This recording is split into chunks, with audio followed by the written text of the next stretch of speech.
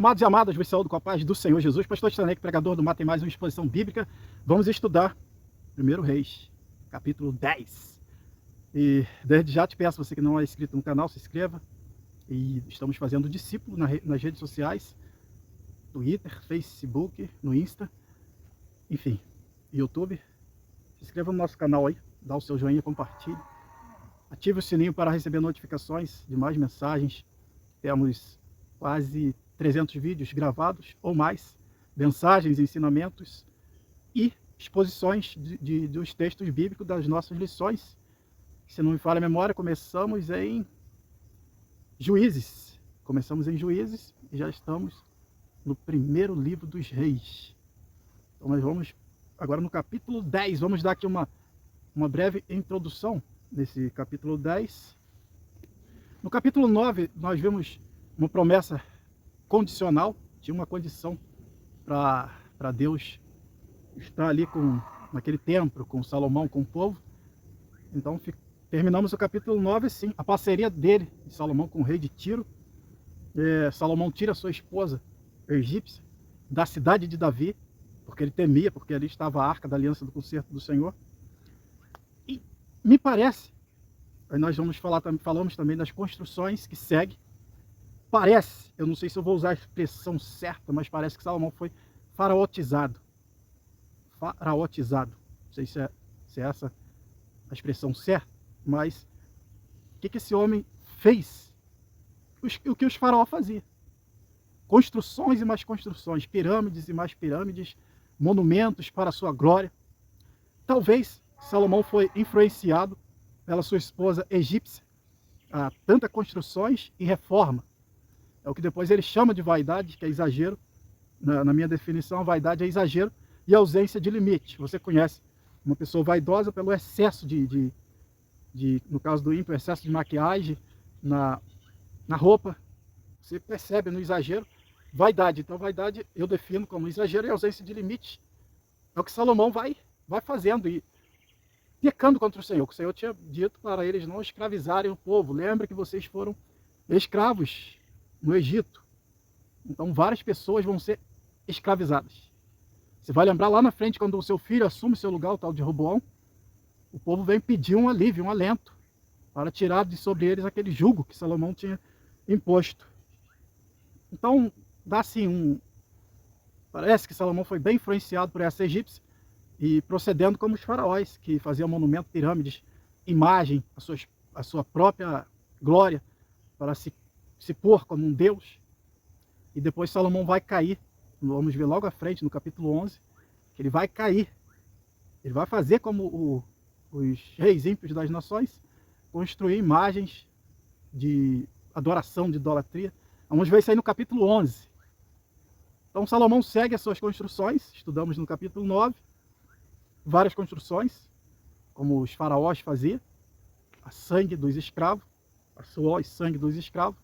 Não importava quem morria, quem vivia, o importante era ter as construções para a sua própria glória. Então Salomão escravizou muito do seu próprio povo. Vamos ver quando Roboão entra. E escravizou também os heteus, os heveus, os perezeus, aquelas nações que ficaram por ali, que não eram judeus. Foram escravizados para construir. É o que os faraós faziam, por isso que eu estou pensando aqui que Salomão foi faraotizado. O homem construiu muita coisa, reformou muita coisa. É o que nós temos na lição. E nesse contexto de reforma, de construções, é a que vai atrair a Rainha do Sul, que nós vamos entrar no capítulo 10. Nós somos atraídos não pela sabedoria em si, porque ela não tem forma, mas a aplicação da sabedoria, quando ela se materializa em monumentos, em o templo, como Salomão fez, as reformas, a ornamentação.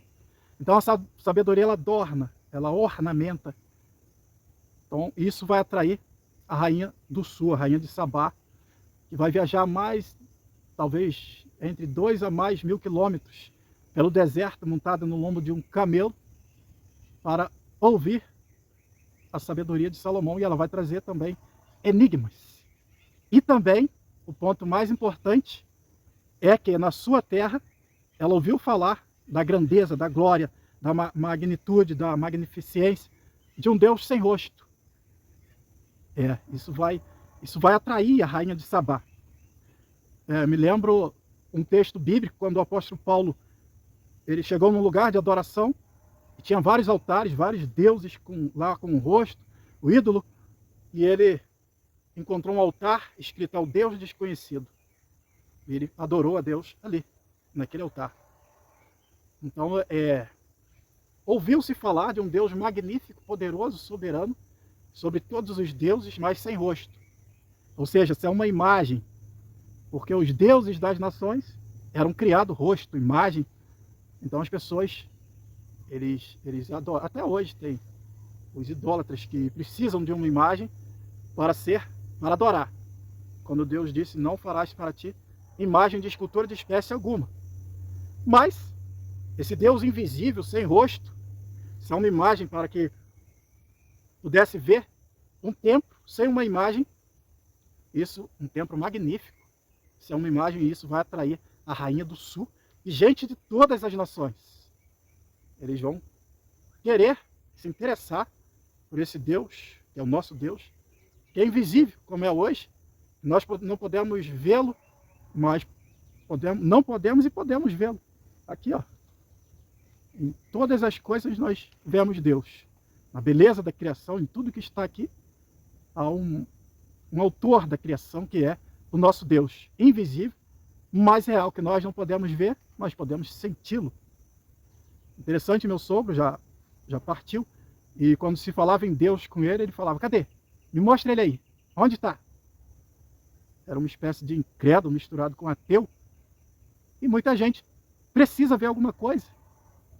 E quando pediram Jesus sinal, e ele não, nenhum sinal vos será dado, sinal, a não ser o sinal do profeta Jonas. Aí ele vai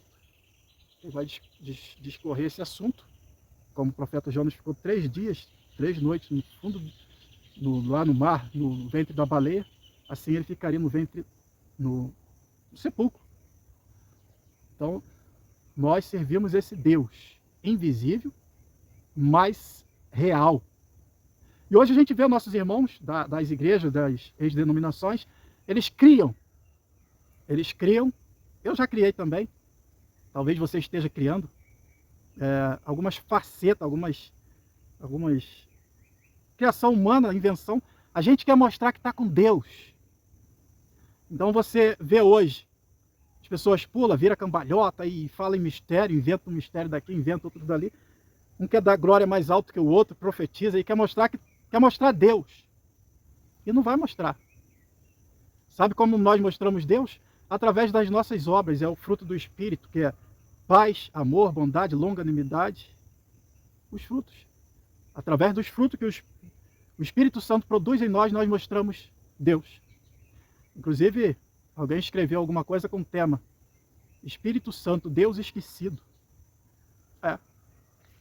Porque muita gente quer mostrar que está com Deus, mas o Espírito Santo ele é santo, separado, mas envolvido com o pecado, com as obras infrutíferas da carne, que é feitiçaria, emulações, e bebedice, glutonaria e várias outras obras infrutíferas da carne. Mas quando nós estamos com Deus, não precisa mostrar nada. As pessoas vê o Senhor em nós.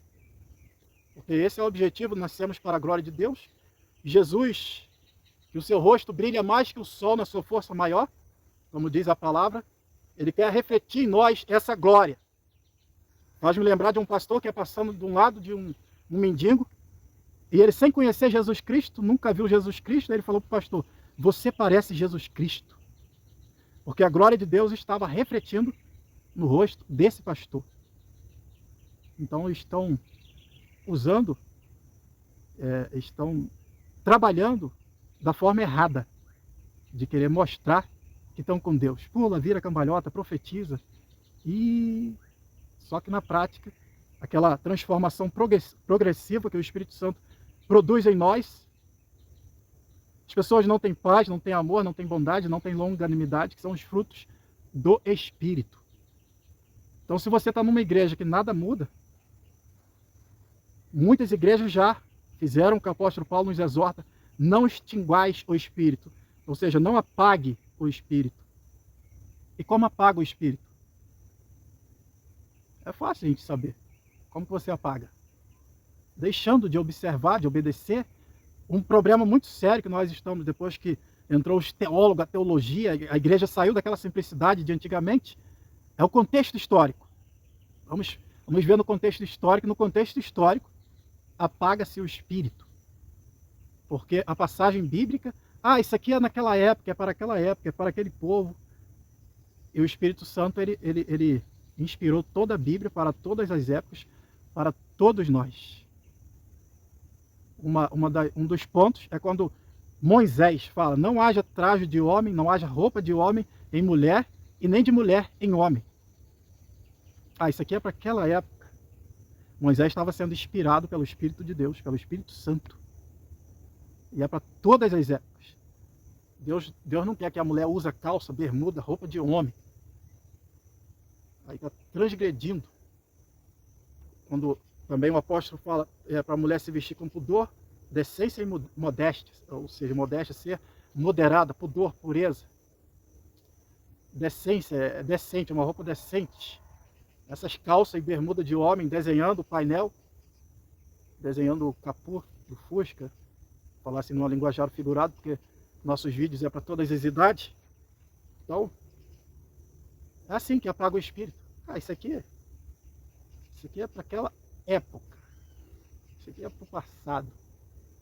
São várias outras doutrinas e as pessoas querem dizer, manipular outras pessoas, dizer que estão cheias do Espírito, vivendo na mesmice, prostituição, para casa, divorcia, se casa de novo, se casar com a divorciada, comete adultério com ela, Jesus disse, e vai indo, vai levando a vida desse jeito. Então nós estamos aí numa lição muito importante que traz para nós todos esses ensinamentos. E a sabedoria? A sabedoria, sem as obras, ela é morta. É igual a fé. Então Salomão está mostrando a sabedoria. A sabedoria não pode ser vista, não pode ser palpada, a não ser na aplicação, com as suas obras, os monumentos que Salomão agora tem. E são obras magníficas que vão até aqui. Salomão está vacilando, mas temendo a Deus de certa forma, não colocou ídolos. Agora no capítulo 11, que ele vai colocar ídolos no templo, ou no templo não, ele vai fazer altares para todas aquelas mulheres, e quem vai colocar ídolo dentro desse templo é o rei Manassés. O rei Manassés vai colocar um ídolo dentro desse templo que foi construído para a glória de Deus. Então até aqui Salomão está adorando esse Deus sem rosto, desconhecido por aqueles que ele não quer se revelar, como o apóstolo Paulo disse: estávamos mortos em nossos deleites e pecados. O morto não tem como ver Deus, não tem como falar com Deus, não tem como. Deus é que se dá a conhecer o homem, se revela ao homem. Se ele não fizer isso, não adianta pregar, pular, espernear. Ele se revela ao homem na pessoa do Espírito Santo, ou não. Então, enquanto o homem não tem a revelação de Jesus Cristo através do Espírito Santo, ele está morto em seus deleites e pecado. E você e eu não conseguem essa obra magnífica do Espírito Santo de revelar Jesus Cristo ao homem. Essa é a obra do Espírito Santo. Então, para aqueles que estão mortos em seus deleites e pecados, Deus é um Deus desconhecido. Não conhece, não foi revelado. Pode falar, pode espernear, não adianta. Não tem jeito. Agora, aqueles que ele se dá a revelar, aí sim. Então, esse Deus, as suas obras, a sua grandeza, a sua glória, vai atrair muita gente para Jerusalém, para a obra daquele templo, para a adoração, para a oração. Muita gente foi abençoada. Você vê que na época de Jesus existiu o tanque de Betsaida, acho que é isso. E eu acho que não importava a nacionalidade, quem mergulhasse ali era curado de quaisquer enfermidade quando o anjo agitava a água. Então que nação, que povo que tinha um Deus como esse, o Deus de Israel. Então ali acontecia milagres, pessoas tinham testemunhos, experiências. E nós vamos ver Naamã, príncipe do exército, o chefe do exército do rei da Síria, indo em Jerusalém para ser curado da lepra. Aí já não estou falando do templo, estou falando do Israel em si, de Jerusalém. Quem curou ele foi o Senhor, mandou mergulhar no Rio Jordão. Mas milagres se acontecia. E ainda acontece nas terras de Israel. Terra que foi escolhida pelo Senhor para isso. Então esse Deus sem rosto, que se revela quem Ele quer, quando Ele quer, se Ele quiser. Não é porque eu quero, porque eu vou pular, eu vou sapatear. Não. Para mostrar que está com Deus, eu preciso mostrar. Não tem como. Não tem como. Não tem como você mostrar para os outros que está com Deus. Deus que tem que mostrar que Ele está contigo, que você é homem de Deus, que você é mulher de Deus, através das mudanças. Da revelação progressiva de Jesus Cristo na nossa vida. Como foi na vida de Pedro. Como Jesus perguntou para Pedro, tu me ama? E ele sabia que não podia enganar o Senhor, ele disse, só gosto. Só gosto. Jesus disse que chegaria o tempo que ele estaria pronto, amando o Senhor, de tal forma a ponto de dar vida por ele. Então uma revelação de Cristo é progressiva. Jesus Cristo tem que ir crescendo em nós. As coisas têm que ir mudando, a sua boca tem que ir limpando, os seus olhos, os seus ouvidos não podem ouvir qualquer coisa, o seu comportamento não pode falar qualquer coisa. Crente que xinga, crente que fala mal dos outros, que defama o irmão, é muita coisa ainda que o Espírito Santo ele vai trabalhando para nos convencer do pecado, do juízo e da justiça, e trazendo para nós a revelação progressiva de Jesus Cristo. Crescei na graça e no conhecimento de nosso Senhor e Salvador Jesus Cristo. E é o Espírito Santo que trabalha em nós, se nós darmos lugar a Ele. Ele trabalha em nós para fazer essa obra magnífica. Então a Rainha do Sul vem, tantos quilômetros, de camelo. Sei, o nome dessa rainha é desconhecido, a Bíblia não fala. Então ela vem e um outro ponto importante que a gente deve notar é o que Deus falou que ia dar a Salomão. Sabedoria e riquezas. A Bíblia diz que aquele que quer ficar rico cai em laços que submerge o homem à ruína. Riqueza, a Bíblia diz riqueza é dom de Deus. Deus dá a quem quer. Se Ele quiser mandar alguém aqui agora e me dar uma mala de dinheiro para mim ficar eu acho que eu vou ficar pobre, que a minha riqueza é a presença do Senhor. Esses dias eu estava pensando, tem gente que cria um canal no YouTube, igual eu criei, a expectativa é dinheiro, porque mais cedo ou mais tarde vai gerar uma renda. Mas a minha expectativa, sabe qual é? É ser perseguido. É ser perseguido. E como aconteceu em todos os tempos, a igreja vai ser perseguida pela própria igreja. Porque virá comichão nos ouvidos, as pessoas não sofrerão a sã doutrina. A mentira se maquiou de verdade, a verdade anda cambaleando, como diz um texto bíblico lá antigo. E o apóstolo Paulo já, naquela época, ele disse que o ministério da injustiça já opera. Então a minha expectativa é perseguição. Você quer ser perseguido? Vive piedosamente, vive o Evangelho de nosso Senhor e Salvador Jesus Cristo. Estamos caminhando para a perseguição e não será pelos ímpios, nós seremos perseguidos pela própria igreja. Como vemos na história bíblica, Sansão, quase 3.000 homens vieram prender Sansão para entregar para os inimigos. Jesus foi perseguido pelos judeus, foi eles que o crucificaram. Então, é o que eu espero, porque eu quero viver o Evangelho genuíno do nosso Senhor e Salvador Jesus Cristo. E se você quer, soma comigo. Vamos fazer a obra de Deus. Então, do versículo 1 ao 13 narra essa visita. O texto vai narrar essa visita da rainha de Sabá, trouxe vários enigmas. O que é enigmas? Coisas que tem que decifrar, coisas difíceis. E ela queria testar a sabedoria de Salomão. E ela traz muito ouro, muitos presentes para Salomão, a fim de testá-lo. Vai lembrar de um caso que o pastor contava, que alguém estava procurando um adivinho para fazer uma consulta, e falaram, em tal lugar tem uma pessoa que é adivinho. Então essa pessoa chegou lá, bateu na porta, e o adivinho perguntou, quem é? Perguntou quem é, ele falou, ó, para mim tu não serve não, porque se você é adivinho, então você tem que saber quem eu sou. Que adivinho é você? Aí o camarada voltou para casa. Então, enigmático. Enigmas que essa mulher traz para Salomão. E pegou um aluno, né, na escola, bota o professor contra a parede. E se ele tiver estudado, ele vai sair bem. Vamos lembrar que na exposição que nós fizemos, que não me fala em memória o capítulo, nós vamos ver em Provérbios, capítulo 4, do 3 em diante, professor de Salomão, Davi, seu pai.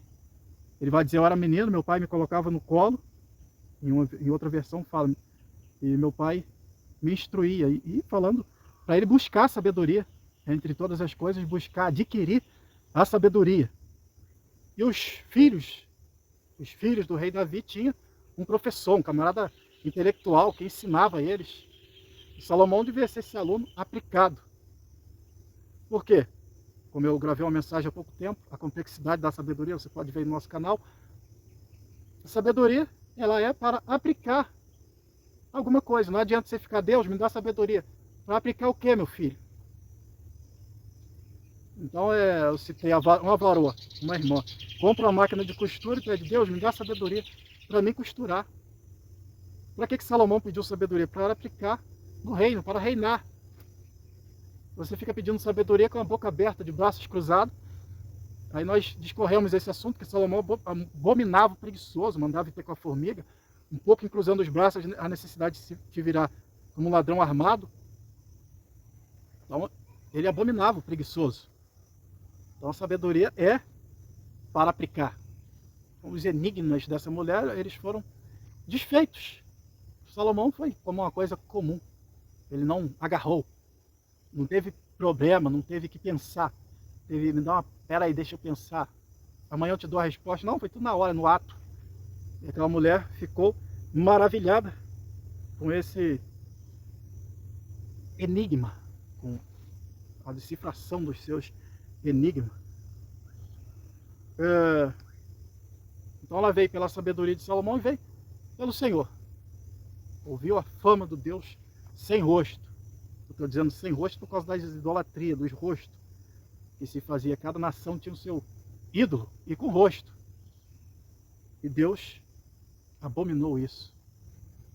Abomina até hoje, né?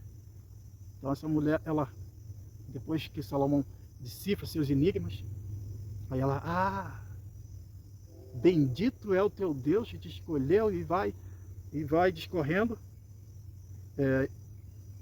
enaltecendo o Senhor pela sua escolha, por ter escolhido Salomão para aquele momento. Por quê? O que atrai são as obras da sabedoria. Ninguém vai ser atraído por uma mata dessa aqui igual eu estou aqui. Agora alguém vem aqui e bota um monumento. Tem gente que vai longe só para ver um monumento, uma inovação, uma obra de arte, uma arquitetura. E é o que tinha lá em Israel. Apesar que, como eu disse, é sangue e suor dos escravos, que Salomão escravizou, muita obra, muita construção. E sempre tem que ter alguém, né, para sofrer. A sofrer sempre terá. Infelizmente, sempre terá. Então ela chega com os camelos com que ela estava montada e outros carregados de especiarias, muitíssimo ouro, pedras preciosas.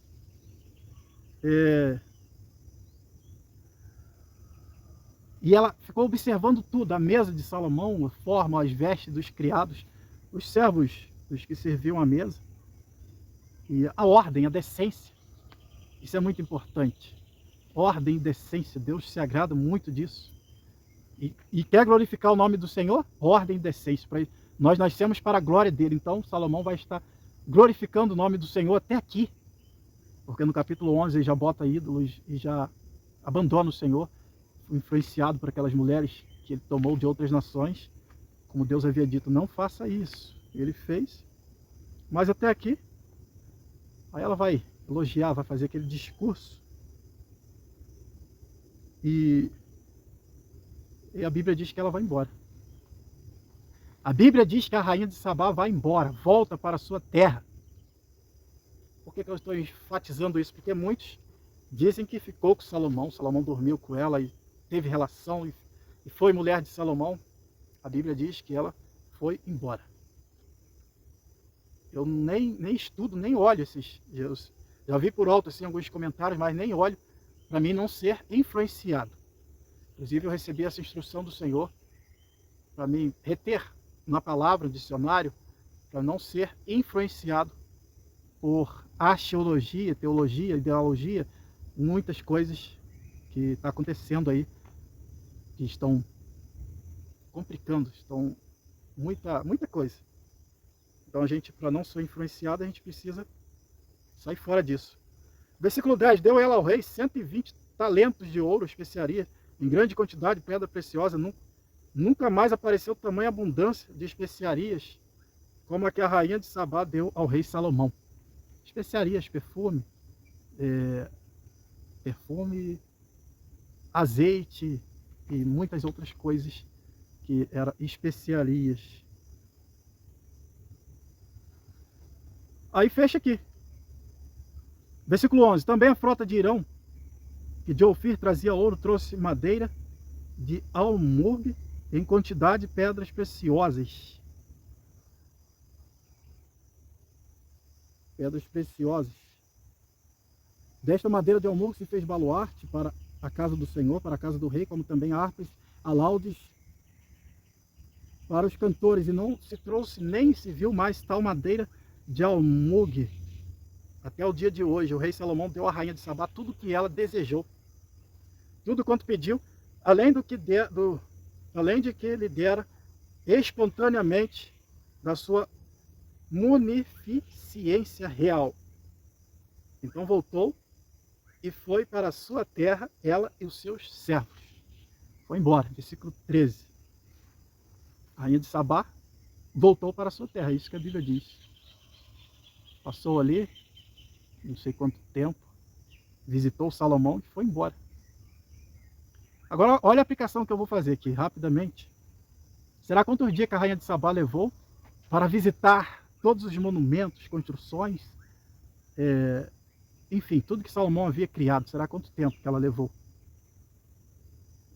Ele restaurou reformou várias cidades, tinha muita coisa para mostrar a rainha do sul.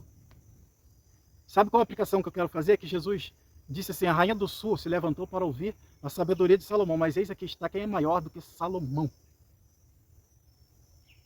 Aí, meu amigo, o máximo que Salomão fez um trono de ouro de 6 degraus.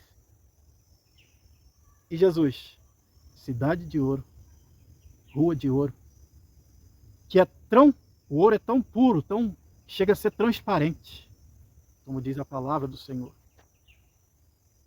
Eis aqui está quem é maior do que Salomão. Nem se compara. Nem se compara Salomão com o Senhor. Imagina a rua de ouro. Rua de ouro, mar de cristal, Jerusalém, que bonita é. Imagina aí. Tudo que foi feito, sem ele nada seria feito. Vou vos preparar um lugar para que onde eu estiver, estejai vós também. E já vinde benditos de meu Pai, possuí por herança o reino que vos está preparado desde a fundação dos séculos, desde a fundação do mundo. Já está preparado. Aí na mensagem, eu esqueci o tema da mensagem.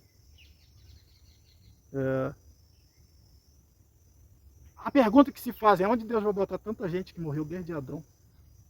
Pergunta de incrédulo.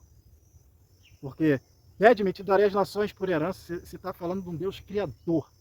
Um Deus que não precisa de matemática para calcular. Você sabe quantos bilhões, milhões, bilhões de anos que o homem levaria para atravessar o universo? Nunca atravessa. Isso é muito grande, gente. Aleluia. Se ele quiser, ele cria um paraíso só para mim ou só para você. Você acha que ele perdeu a capacidade de criar? A rainha de Sabá passou alguns dias conhecendo a grandeza, a glória de Salomão.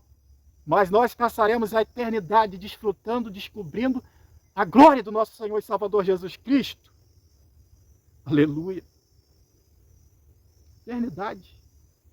1 milhão de anos. Não vamos conhecer toda a plenitude da sua glória. Aleluia. Glória a Deus. Não vamos conhecer muita grandeza, muita glória. E, gente, o adversário, ele cria, né? Você vê, eu não vejo filme mais, mas já vi muito, já fui viciado. Graças a Deus, o Evangelho, a progressão do conhecimento de Cristo me levou ao entendimento de que eu não posso contaminar minha mente com filmes. Mentira! Mas aquilo ali é o poder. Satanás está mostrando o poder que Deus tem. Você vê o homem fazer coisas absurdas de se teletransportar. O céu que eu vou é assim que eu creio.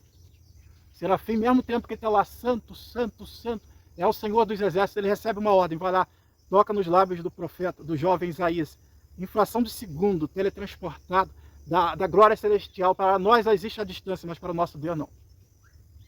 Mesmo tempo que ele está lá e está tocando nos lábios, aleluia.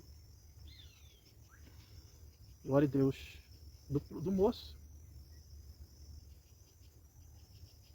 Vemos o profeta, irmão Ananias, sendo teletransportado para o monte. O pessoal foram para o monte, a igreja subiu o monte, ele falou, não vou não. Deus queria que ele fosse. Aí ele foi para o quarto, estava dentro de casa, e aí o pessoal está caminhando para o monte, e o Senhor teletransportou ele. Glória a Deus. Quando o pessoal chegaram no monte, ele já estava lá falando em mistério. E ninguém viu nada. Ninguém viu o profeta passar voando, o pessoal ali de Acari. Ninguém viu nada, ele foi teletransportado, é fração de segundos. Esse é o nosso Deus. O profeta Elias está lá. Ele acaba, monta na sua carroça, porque eu estou vendo, já estou ouvindo o barulho da chuva. E ele sai de carreira junto com o rei Acabe, e ele recebe de Deus uma velocidade. Ele chega primeiro que a carroça. Aleluia. Esse é o nosso Deus. Isso é o que ele tem preparado para nós. Esse é o Evangelho de Cristo. Essa é a revelação progressiva de Cristo. Essa glória, essa magnitude que vamos desfrutar. Aleluia. Na eternidade. Com Salomão. Ficou para trás. Então Salomão vai fazer 200 pavés de ouro, que eu não estudei porque é isso aqui. 600 ciclos de ouro, mandou fazer pavês, cada pavês. 300 escudos de ouro batido. Esse aqui é o rei do Egito, futuramente, pela lambança, pelos pecados de Salomão, de outros reis que vai sucedê-lo. O rei do Egito invadiu Jerusalém, levou esses 300 escudos, e o rei substituiu por escudos de bronze. Bronze ou prata, me falha agora a memória, só sei que foi substituído. Mas era de ouro. Era de ouro.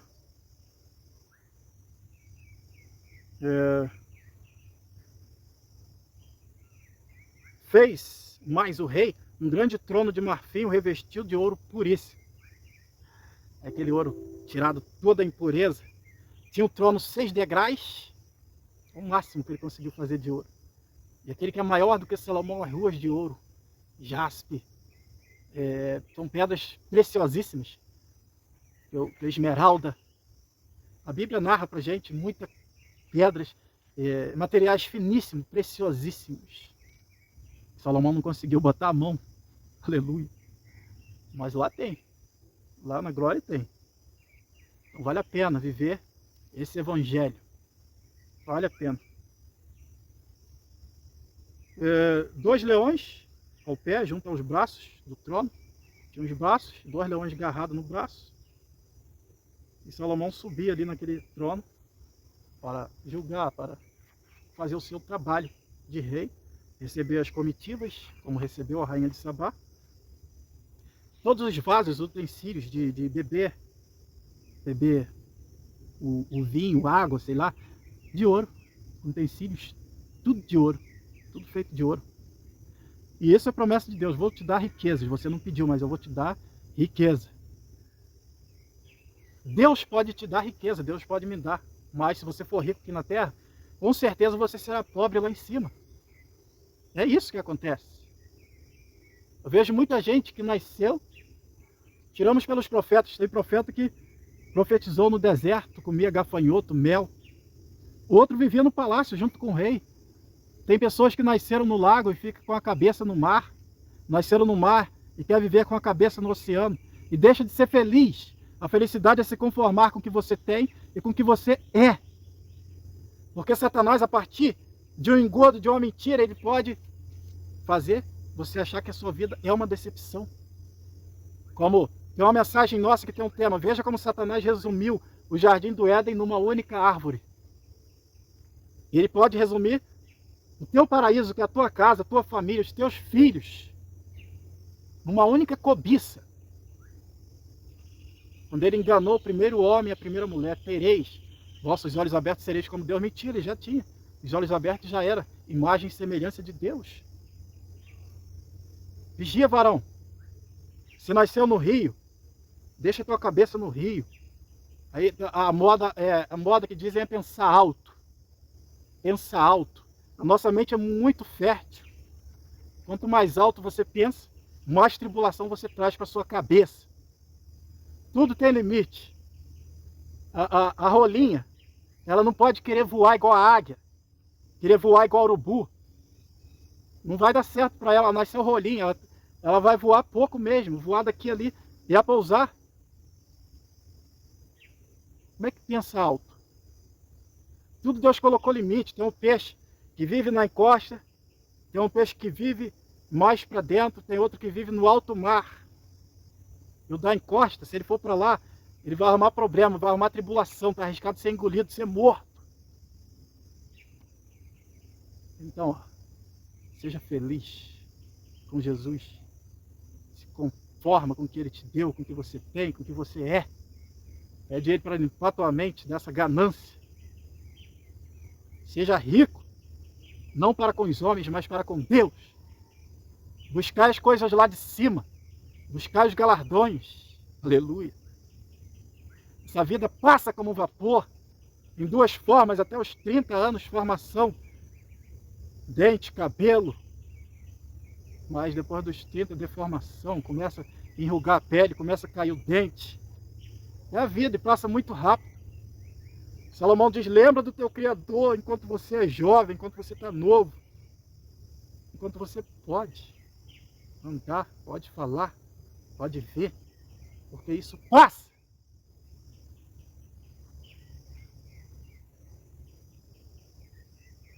Então Salomão, ele vai viver aí essa vida de muita riqueza, muita glória, toneladas e mais toneladas de ouro. A sabedoria dele excedia de todos os reis da terra, claro, vindo do Senhor. E Deus pode te dar também. Mas essa sabedoria, para aquilo que você nasceu, eu nasci para a glória de Deus.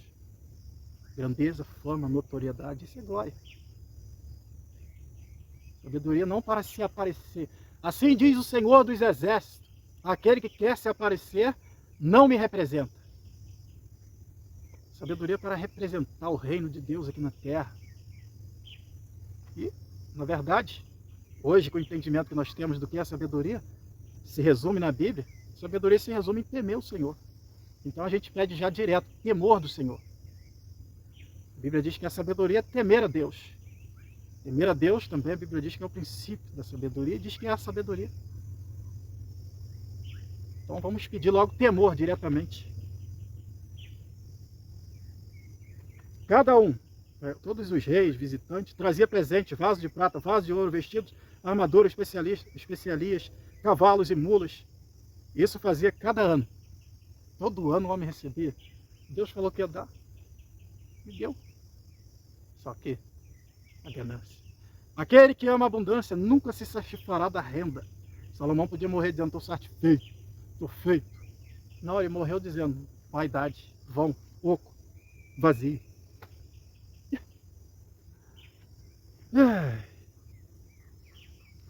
Eclesiastes 2:10, os dois erros fatais de Salomão.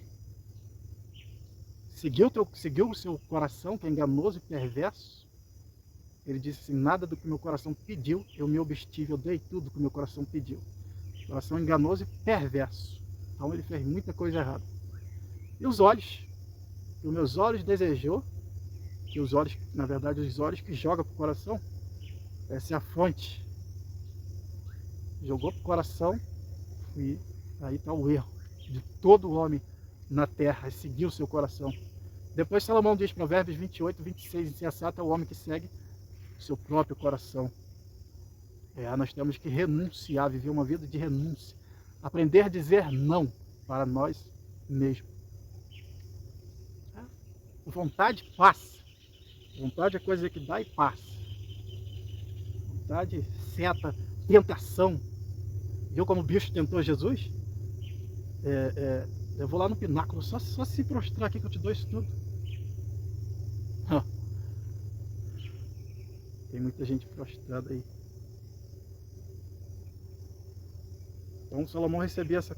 Também ajuntou Salomão carros e cavalos, carros e cavaleiros, de sorte que tinha 1.400 carros, 12.000 cavaleiros. Ele distribuiu para a cidade dos carros, junto ao rei, em Jerusalém. Tinha a cidade dos carros, cidade dos cavalos, dos cavaleiros, tudo certinho, tudo organizado. E isso chamava a atenção dos povos, ordem e decência. Versículo 27, tornou a prata tão comum, hoje é a moeda de R$1, né? A gente até acha aí pela rua fora. Tornou a prata tão comum em Jerusalém como as pedras. E pior do que R$1. Quando a gente acha R$1, a gente cata. Mas se a gente vê uma pedra, a gente não cata. Então, desvalorizou mesmo a prata. O pessoal só queria saber do ouro. O ouro era muito abundante naquela época.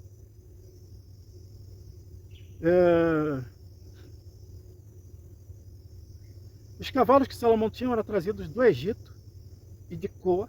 Os mercadores do rei recebiam de Coa por preço determinado. Ele negociava cavalos do Egito. No primeiro capítulo nós falamos sobre isso. Salomão, não sei se Salomão gostava mais de mulher ou de cavalo. No caso, era o carro da época. Hoje a gente vê o homem lisando um carro, às vezes gosta mais do que da esposa. Então o cavalo era o carro da época. Era o motor, o sangue.